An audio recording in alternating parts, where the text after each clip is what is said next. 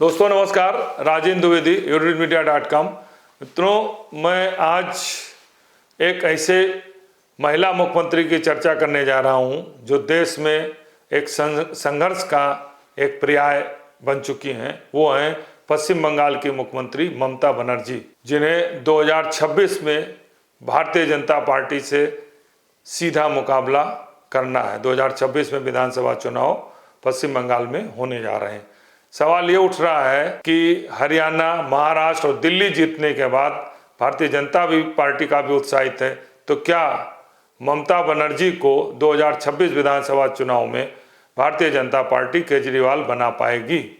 ये एक अहम सवाल है, क्योंकि दिल्ली में ही माना जाता था कि केजरीवाल को हराना आसान नहीं है। उन्होंने फ्री सेवा दे करके, रेवड़ी बांट करके एक बहुत बड़ा गरीबों का आधार वोट बैंक बना लिया है। और चुनाव परिणाम आने के बाद दिखाई भी दिया कि चुनाव हारने के बावजूद उनकी सीटें 62 से 1/3 रह गई। 22 रहने के बावजूद मत प्रतिशत उनका केवल 10% कम हुआ। जो 53% था वो 43% पर रह गया। और मतों के जीत हार में अंतर केवल 2% का है। भारतीय जनता पार्टी को 45% मत मिले, जबकि आम आदमी पार्टी को 43% मत मिले। सीटें जरूर 1/3 रहेंगी।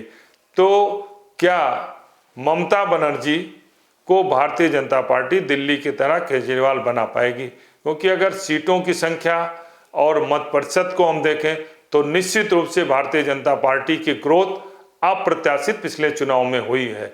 अगर हम 2011 के चुनाव को देखें तो भारतीय जनता पार्टी की 0 सीटें थीं और 4% वोट मिले थे।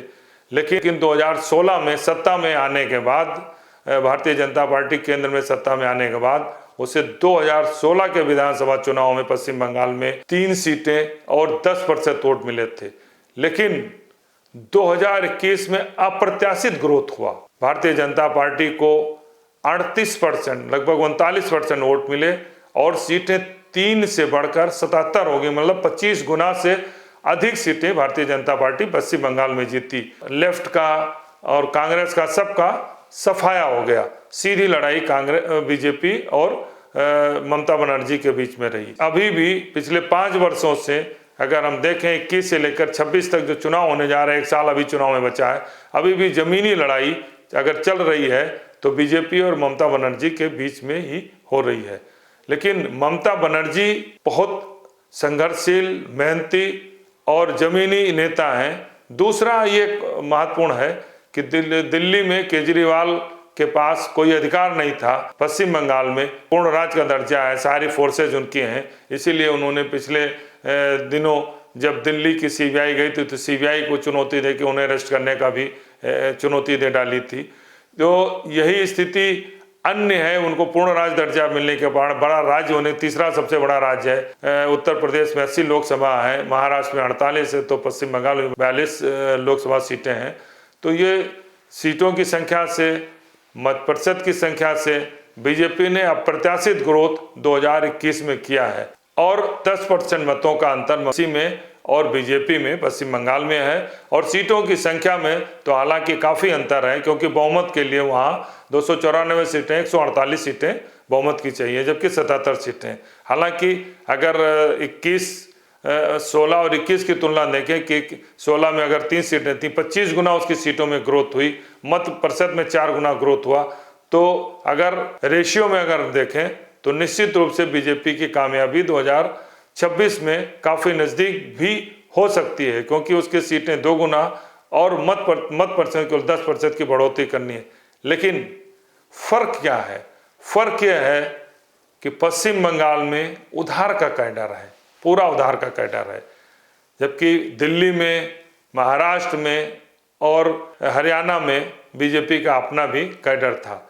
दिल्ली तो बहुत पुराना बीजेपी का कैडर रहा, क्योंकि उसके पहले लोकसभा की 7 की 7 सीटें 3 लोक चुनाव में लगातार वो जीती रही है। 14 में जीती, 19 में जीती और 24 में जीती। तो इसका वो बहुत बड़ा आधार वोट था और 50% अधिक वोट उसको लोकसभा सीटें चुनाव में मिलते भी थे। लेकिन पश्चिम बंगाल में भी उसके लोकसभा सीटों में सीटें जरूर कम हुई हैं 2019 की तुलना में, लेकिन मत प्रतिशत भी उसके बड़े हैं। विधानसभा और लोकसभा का चुनाव भी अलग अलग होता है, ये भी कहा जा सकता है।